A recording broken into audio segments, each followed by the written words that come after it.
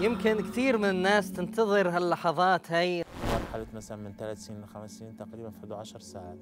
لعلاج الأرق علمنا الرسول عليه الصلاة والسلام بعض الأدعية. أحد البحوث الحديثة بتقول علاج القلق بالنوم. هذا الجهاز لا يحصل على قسط من الراحة، إيه اللي بيحصل له؟ يبدأ يتعب. يعني متعب حتى تستعيد توازنها وترجع تستعيد النشاط مرة ثانية لثاني يوم. خلونا نصحصح مع بعض ونبلش حلقتنا لليوم. خلونا نبدأ حلقتنا بسؤال الجمهور. السؤال هو: أمامك رجلين، أحدهما منعناه من الطعام والآخر منعناه من النوم، أيهما تتوقع أن يموت أولاً؟ الخيار الأول الممنوع من النوم، الخيار الثاني الممنوع من الطعام، الخيار الثالث لا أعلم. خلونا نبلش التصويت يا شباب، معكم 30 ثانية.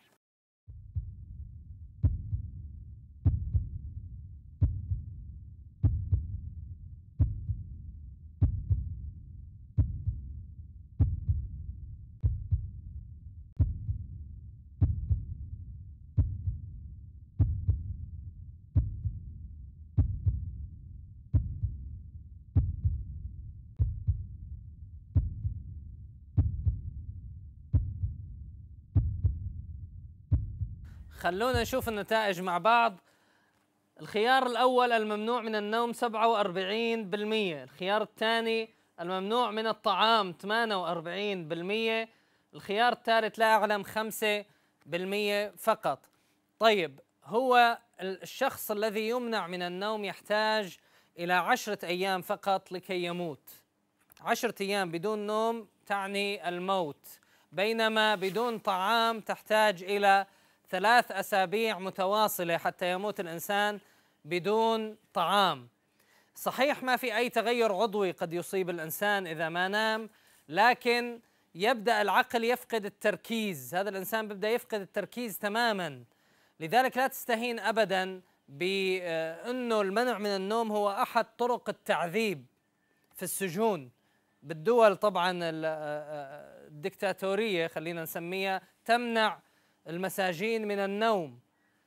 10 أيام يموت الإنسان، يبدأ يفقد التركيز، يفقد الإحساس بالزمان والمكان. خلونا نرحب بضيف حلقتنا لليوم لنناقش أحد أهم مواضيع النوم وهو الأرق.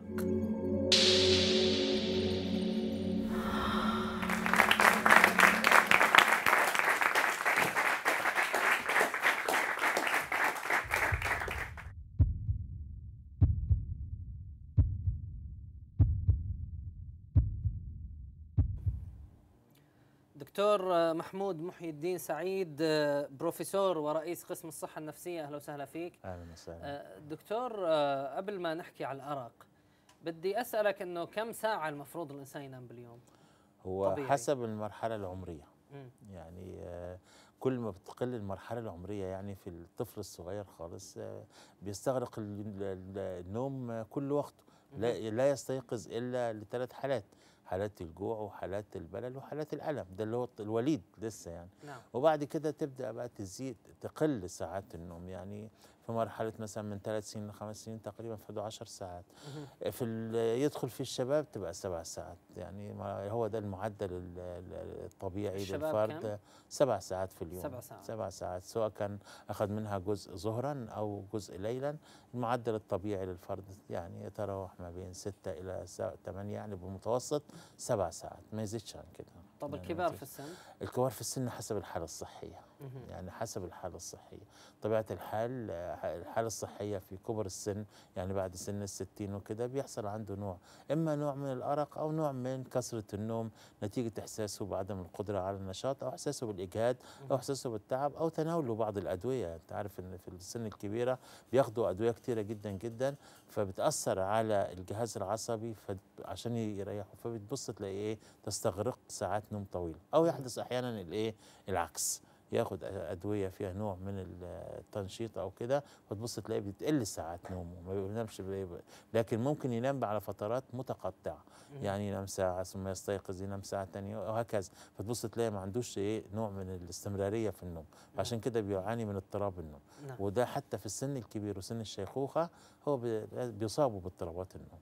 طيب إذا بدنا ننتقل للأرق، هلا يعني في هالزمن صاير الواحد عم بيحاول ينام ساعتين على السرير، ما بيقدر ينام صح. ولا بيقدر، يعني بيفكر كثير. أسباب الأرق؟ هو حقيقة هو بنسميه ده اضطرابات النوم، يعني هو الأرق ده أحد مظاهر اضطرابات النوم. نعم. إن الإنسان رغم حاجته الشديدة إلى النوم ولا بد إن هو ينام، إلا إن هو إيه حينما يخلد إلى السرير أو يحاول إن هو ينام قد يستغرق ساعتين، وأحيانا يستغرق أكتر، وأحيانا يقعد لجلسة الصباح وما ينامش، ممكن ينام على وش الصبح ساعة أو اتنين أو كده، ويستيقظ هو في غاية التعب وفي غاية عدم القدرة على التركيز وعلى النشاط. أسباب الأرق كثيرة ومتعددة. أول شيء منها القلق. حينما يقلق الإنسان ويعيش في نوع من التهديد أو نوع من توقع الشر يبدأ يفكر فيه، وبخاصة قلق الموت. لما يكون الإنسان حاسس بنهاية الحياة أو كده، أو يكون الفرد أصيب باضطراب القولون العصبي، واضطراب القولون العصبي ده منتشر، يمكن اقول لك يعني تجاوزت نسبته اكثر من 60-70% منتشر، ووصل في بعض الفئات الى 90% نتيجه الضغوط النفسيه اللي على الفرد. بتدي بقى ايه احساسات وهميه، بيأثر على الفرد، بتدي له احساسات نفسيه وهميه، اولى هذه الاحساسات قرب نهايه الحياه، نهايه الاجل، فتبص تلاقيه خلاص هيموت، تحس عنده عدم الارتياح في الجانب اللي هو في المعده، يحس ان الدنيا كلها سودة، ان هو مش هيصبح عليه الصبح، وبخاصة منذ المغرب كده وبداية الليل لغاية الصباح، ويبدأ بقى يتوقع إن هو هيموت. فمن هنا استحالة إن هو ينام، متوقع إن في حدث وخلل كبير جدا أو مصيبة هتحصل، وخصوصا بقى هذا الاضطراب اللي هو اضطراب القولون العصبي بيديله إحساسات وهمية بقى فين؟ في الصدر، إن هو مش هيقدر ياخد نفسه، مش قادر ياخد مش عارف ايه، ما عندوش قدره على التنفس بشكل ايه طبيعي، لا ده انا عندي ذبحه، لا ده انا عندي القلب، لا القلب بيدق نتيجه طبعا القلق والتوتر بيؤدي الى زياده في عدد دقات القلب، يؤدي الى ضيق في التنفس وعدم القدره على التنفس، ده اعراض فسيولوجيه للقلق، فتبص تتزامن كل هذه الامور معا ويدوا له احساس بقرب نهايه الحياه ان هو خلاص مش هيعيش، فده يقول ايه ده ما ينامش، فطبيعه الحال ده يحصل له نوع من الايه من الارق. الشيء الآخر حينما يتعرض لضغوط نفسية أو مشكلة ليس لها حل أو عاجز عن حلها، هنا بيستشعر التهديد، طب هيحصل إيه؟ طب أنا هعمل إيه؟ يبدأ العقل يفكر في هذه الإيه المشكلة، حتى ولو نام تيجي له بقى مجموعة من الأحلام بيحلم فيها. تبص تلاقي الأحلام، العقل ما بينامش، تبدأ يتعامل مع الإيه المشكلة، تبدأ إيه لا ده هيحصل كذا، ياخد بقى الحلم. طبعا لو كان الانسان قلق وخايف من الامتحان يحس ان هو رسب في امتحان، يحس ان هو وقع من مكان عالي، يحس ان في سياره صدمته، يحس يعني او يحلم باشياء يعني غير منطقيه او لا من الاحداث العاديه ولكنها سيئه نتيجه الخوف الشديد من هذا، فتبص يربط الاحداث بتاعته بغده، يربط اللي حصل له في النوم ببكره، ده انا شفتها في الحلم، لا دي رؤيه، ده ما اعرفش ايه، ويبدا بيفسر ايه هذا الامر، لكن هو في الواقع ليس هناك علاقه بين هذا وذاك، هي الاحلام انعكاس للضغوط النفسيه اللي بيعيش فيها الفرد. ده لما يكون بيعيش ايه في مشكله، وفي نفس التوقيت حينما يكون الفرد في موقف احباط محبط، ان هو سعى الى شيء وفشل فيه، اخفق فيه، وجد فيه عائق امامه، طب اشيل العائق ازاي؟ فيبدا يستغرق فيه وقت طويل يفكر، يا ترى هعمل فيه ايه؟ اشيله ازاي؟ اتعامل معاه ازاي؟ واحيانا بقى يلجا الى ما نسميه باحلام اليقظه، يقعد بقى يفكر ان الدنيا ورديه، وانه حقق امكاناته، وانه كل هذه الامور مجتمعه تدعو الى الايه؟ الى القلق. فحينما تكون هناك مشكله، ازمه، حينما يكون هناك نوع من الضغط، حينما يصاب الفرد بالقولون العصبي ويستشعر بقرب نهايه الحياه، وطبعا ربنا ما ادالوش علمه عشان يعرف اذا كان هو هيموت امتى ويعيش امتى، لكن هو قلق وخلاص، المفروض ان هو الانسان بقى ايه يسعى او يخلد الى التيقن، يفكر بعقلانيه شويه، فتبص تلاقيه يبدا ايه يقدر يستريح شويه من هذا الايه من هذا الاضطراب، وبالذات القولون العصبي. في حينما يستشعر الانسان العجز وعدم القدره على التصرف وملوش اي حيله، ففي الحاله ديت تبص تلاقيه لا يستطيع ان هو ايه ينام. فبتبقى طيب. اضطرابات النوم كثيره لما طبيعه الحال في الطفوله بتكثر هذه الامور، وخصوصا مع الضغوط المدرسيه. تبص تلاقي بقى ضغوط الواجبات وضغوط المدرسين وضغوط الاسره، تبص تلاقي كلها تجتمع عليه مره واحده، واحيانا يبص وهو ايه يحصل طفل صغير. وهو طفل صغير بيحصل له اضطرابات في النوم. طيب واحيانا دكتور. بيهلع في النوم ويخلع ويتبص تلاقي حصل له كوابيس وينزعج ويصرخ وتحس ان هو حصل له اي شيء. طب دكتور، اللجوء لاحلام اليقظه مثلا، وانه هو يبدا يتخيل انه حل المشكله حل اللي هو واقع مشكلاته فيها او كذا، هل هي يعني نوع من التنفيس؟ هو حقيقة الأحلام والآمال والطموحات الإنسان حينما يفكر فيها شيء جيد وطبيعي ويعني وشيء مريح للنفس، لكن هي المشكلة الاستغراق فيها. ايوه. حينما كل ما تحصل لي اي مشكله الجا اروح على السرير واقعد فاتح عيني واقعد افكر وان حققتها وان انا نجحت وان انا مش عارف ايه، عايز مش عارف عجبتني فتاه معينه وعايز اتزوجها، احلم ان انا تزوجتها وانجبت واد وما اعرفش عينيه خضراء ولونه ايه وشعره اصفر. يعني بص تلاقي ايه الدنيا كلها ايه، كل ما يقابلني موضوع عجبتني سياره احلم ان انا امتلكت سياره. لا طبعا. فهنا بتعيق الفرد عن التحام بواقعه، وبتخليه يعني تخلي الأحلام ديت بتخليها حجر عثرة أمام تقدمه وتفاعله مع بيئته. فكل شوية يلجأ إلى أحلام اليقظة. فين أنت؟ فين اللي حققته؟ وتزداد الهوة بقى بينه وبين الواقع. فمن هنا بقى طبعا يحصل له نوع من الاضطراب النفسي. طب هل ممكن انه الارق يكون يعني سببه مش بس انه احباط وكذا، بالعكس موقف مثلا خلاه ينبسط كثير ايجابي؟ ايوه ممكن. يعني لما واحد يوعدك ان انت هتفوز بجائزه وتستلم جائزه مثلا كذا، يعني لازم تحصل طالما في قلق. هذا القلق مهما كان مصدره وفي نوع من الخوف والترقب شيء، لابد ان الانسان يضطرب في النوم. نعم، سواء سلبي او ايجابي. سواء سلبي او ايجابي. يعني انت تتوقع ان انت غدا هتشوف اسمك في قوائم الناجحين، انت عارف ان انت راجل متفوق، بس يا رب هكون الاول ولا هكون الثاني، هكون في اي فئه، هكون ما اعرفش ايه، مين اللي هيتفوق عليه؟ فقلق رغم ان انت متاكد ان انت ناجح، لكن هنا برضه يصاب بالارق. طيب في نقطه، تاثيرات القلق او بلاش القلق اللي هو الارق تحديدا على الصحه. طبعا على الصحه النفسيه. شوف قله النوم ليها تاثيرات وليها تاثيرات خطيره. الجهاز العصبي زي شأن أي جهاز آخر في حاجة إلى الخلود للراحة. نعم. الجهاز العصبي بيحمل كافة المثيرات اللي احنا بنتعامل معاها في الحياة منذ استيقاظنا صباحا لغاية نومنا بالليل. الإحساس والانتباه والإدراك والتصور والتخيل والتذكر والحركة والمشي والامتلاء يعني جهاز قايم بكل وظائف كثيرة، سواء كان هذا الجهاز اللي هو الإحساسات الداخلية أو إحساساته الخارجية. طبيعة الحال حينما هذا الجهاز لا يحصل على قسط من الراحة، ايه اللي بيحصل له؟ يبدأ يضطرب الجهاز العصبي. طبيعة الحال الجهاز العصبي مسؤول عن نقل الموضوعات والاشياء والحواس من البيئة الى المخ.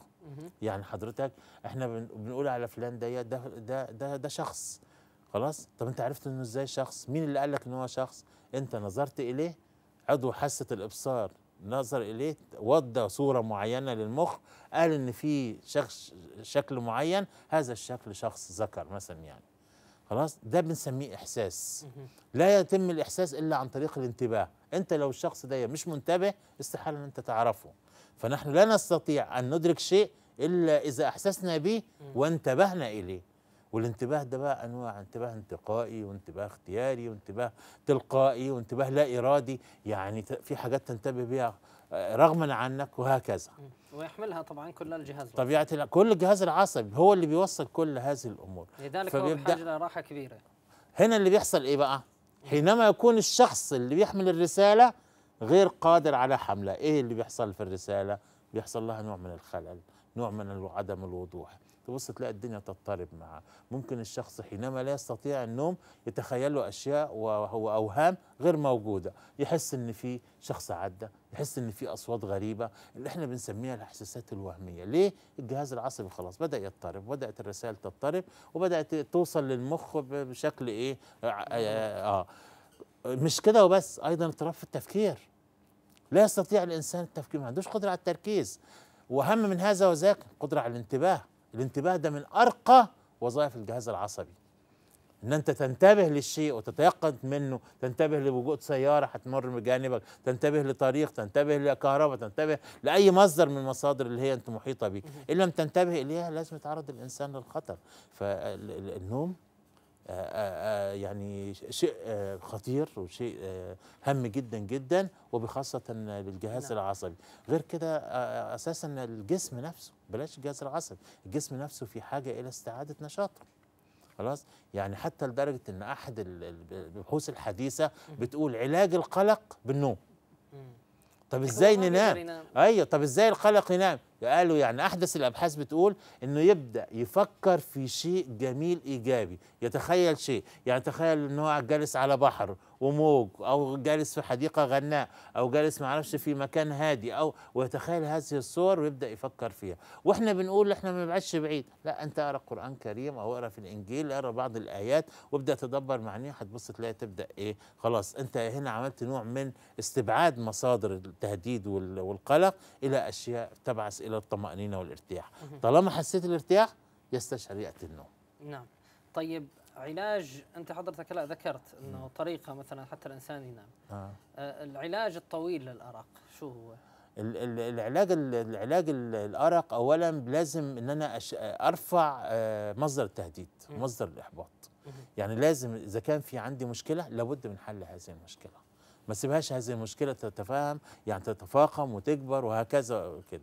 يعني اذا كان في عقبه ما، هذه العقبه ترجع للشخص نفسه او ترجع للبيئه المحيطه، لابد من حلها او تجنبها او استبعادها او ازاحتها فتره من الزمن. يعني ما تبقاش ان طول النهار افكر في هذا الامر. طالما ان انت شغلك هذا الامر لابد من تحسمه. طالما حسمته يبقى في الحاله ديت ده اهم علاج للقلق. في نفس التوقيت اللجوء بقى لايه؟ ما الجوش بقى، يعني انا لو مثلا طالب وعندي عايز اذاكر وعايز استوعب، ما ينفعش ان انا اخد طول الليل منشطات وقهوه وما اعرفش ايه وشاي وكلها مواد يعني تحمل الكافيين ومنبهات كتيره جدا جدا عشان ازيد من سرعه الايه، عدم قدرتي على النوم وعشان ما انامش. طب ما انت حتى لو انت ما نمتش قدرتك على التركيز لازم تقل، لان الجهاز العصبي خلاص وصل لحاله من الجهاد. مهما تديله انت صحيح مش هتنام، لكن في نفس التوقيت مش هتقدر تستوعب. لكن افضل حالات الاستيعاب هي عقب الاستيقاظ مباشره، يعني عقب ما يكون الشخص نايم ويستيقظ. شوف كده عقب الفجر مباشرة أي شخص يذاكر ساعة 2 3 عقب صلاة الفجر مباشرة، تبص تلاقي ما شاء الله الساعتين دول بمثابة 6 ساعات في نهاية اليوم. ليه؟ بيبقى الجهاز العصبي في أوج نشاطه، وبالتالي بيستطيع ان هو يستوعب بسرعه، وفي نفس التوقيت يكون مدركات معرفيه سريعه، ولذلك يبقى قدرته على الاكتساب والاحتفاظ والاستدعاء اسرع. نعم. وطبعا يمكن في ايضا المشروبات الاخرى طبعا، اللي هو اللافندر، النعناع، الحلبه، البابونج، يعني المشروبات اللي هي اساسا بتدعو الى الايه، الى الهدوء والى الارتياح، ودي انت ما لهاش تاثير سيء، يعني بالعكس انها بتدعو الى الارتياح، مش معناها ان هي بتضعف القدره على التركيز، لا، هي كل ما في الامر انها بتهدي نوع التنشن والتوتر النفسي، او بتهدي الجهاز العصبي بمعنى اصح، فبذلك تدعو الى الايه، الى النوم. حينما نخلد للنوم بلاش ان احنا نفكر في احداث صادمه. ليه؟ لان احنا لو فكرنا في احداث صادمه استحاله حننام. يعني ما ده بكره هيحصل كذا، ده الدنيا بكره هتولع، ده ما اعرفش هيحصل ايه، ده بكره هيذبحونا، ده بكره هيعملونا، ده لا. طب ما انت كده خلاص النوم ايه اللي يحصل لك؟ خلاص طالما ان انت فكرت في احداث صادمه لا استحاله ان هو ياتي النوم. لازم افكر في احداث تدعو الى الارتياح، الى الطمانينه، او زي ما قلت لحضرتك ان انا افكر في اشياء كلها تجلب السعاده. في نفس التوقيت احنا يعني طبق الانسان اصلا انه بيحب الجانب العبث او العبوس في الحياه، يعني الحاجه السيئه هي اللي بيسعى اليها، لكن الحاجه الكويسه ما بيفكرش فيها. التفكير الايجابي ان ربنا بكره هيعدلها، ان ربنا بكره هيفرجها، ان الدنيا ان في الافق في بشائر وفي خير جاي. لكن احنا ليه دايما نتوقع التشاؤم، النظره التشاؤميه للاحداث والنظره التشاؤميه للحياه؟ لا، لازم الانسان يستشعر ان حياته لها معنى، وفي نفس التوقيت يكون عنده نوع من الايه، من التفاؤل. بلاش ان هو يعيش في الجانب اللي هو الايه، المظلم ده، والجانب المعتب في نعم. حياته. نعم. لابد ان هو يفتح التلفزيون، يتفرج على شيء مسلي، يتكلم صديق يكون، بس مش من الصديق المكتئبين والحزانه يعني، لا، يجيب صديق كده يكون بشوش، يتكلم معاه شويه، يفرح معاه شويه. الانسان يكافئ نفسه حينما يؤدي عملا ما، يكافئ نفسه، يجازي نفسه جزاء طيب. يطلع شويه بره، شم شويه هواء، اجلس في حديقه، اتمشى شويه، مارس اي نشاط، مارس رياضه معينه. كل ده تدعو الى الايه؟ تدعو الى الهدوء والراحه النفسيه والطمانينه. نعم. وبالتالي تبدد القلق والتوتر والارق ايضا. نعم. ننصح سادة المشاهدين أنه اللي عنده أرق، أولا ثق بالله سبحانه وتعالى، ويعني ثقتك برب العالمين المفروض تخليك تعرف أنه بكرة إن شاء الله اللي جاي أحلى وأحسن بإذن الله تعالى. ثم ثق بنفسك، أنت عندك قدرات وقدرات كبيرة، وعندك القدرة على حل المشاكل اللي أنت فيها اللي ما عاد تخليك تنام. الشغلة الثالثة أنه حاول تاخذ أو تشرب المشروبات اللي بتهدي النفس، مثل البابونج والنعناع وغيرها من هالأنواع من المشروبات، حتى تهدى وتقدر تنام. وابتعد عن الشاي والكافيين والقهوة وغيرها، لأنه هي كلها بتزيد من الأرق واضطرابات النوم. دكتور محمود محي الدين، شكرا كثير لك، الله يعطيك العافية.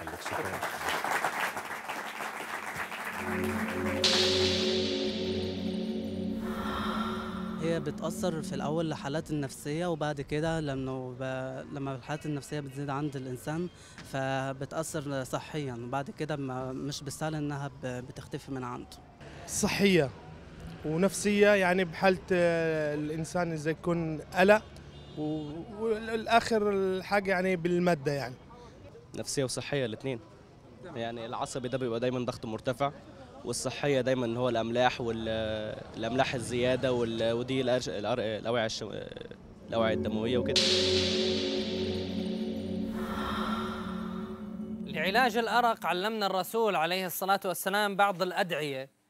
علمنا من الهدي النبوي الدعاء الذي يقول: أعوذ بكلمات الله التامة من غضبه وعقابه وشر عباده ومن همزات الشياطين وأن يحضرون. وعلمنا كمان عليه الصلاة والسلام أنه نقرأ المعوذات قبل النوم، قل أعوذ برب الفلق وقل أعوذ برب الناس. وعلمنا أن نقرأ آية الكرسي، ثم ندعو بدعاء النوم، وهو باسمك اللهم أموت وأحيا، ودعاء ثاني باسمك اللهم وضعت جنبي وبك أرفعه، فإن أمسكت نفسي فارحمها وإن أرسلتها فاحفظها بما تحفظ به عبادك الصالحين. تطبيقنا اللي اخترنا لكم اياه اليوم هو تطبيق على الموبايل، بتحطه جنبك لحتى يحل احد مشاكل النوم، وهي مشكلة الشخير. هذا التطبيق اول ما يعني يبلش الصوت الشخير يصدر منك، بيبدا يسجل لك، بيسجل صوت الشخير حتى تعرف انت باي وقت من اوقات الليل يعني كنت اصبت بالشخير. كمان شغله ثانيه انه بيعطيك تنبيه، هذا التنبيه بيخليك لا اراديا انك يعني تغير وضعيتك في النوم، فبيقلل كمان من نسبة الشخير خلال النوم. تطبيق حلو كتير، نزلوه من عن طريق تطبيق آلاء، راح تلاقوه موجود، وراح تلاقوا كمان حلقة اليوم إن شاء الله موجودة. كمان إن شاء الله نتشرف بمتابعتكم لجروب آلاء على الفيسبوك، وعلى صفحتي كمان عبد الحفيظ شرف على الفيسبوك، وكذلك على تويتر. نتشرف دائما باقتراحاتكم وآراءكم. حركاتك اللي بتساويها كلها عبارة عن أعصاب متفرعة من العمود الفقري. العمود الفقري هو عبارة عن الركيزة التي تحمل جسم الإنسان.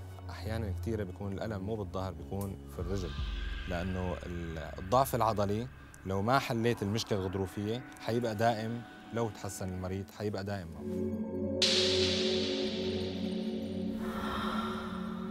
نوم مريح وأحلام سعيدة، انتبهوا على حالكم وأشوفكم على خير. السلام عليكم ورحمة الله تعالى وبركاته.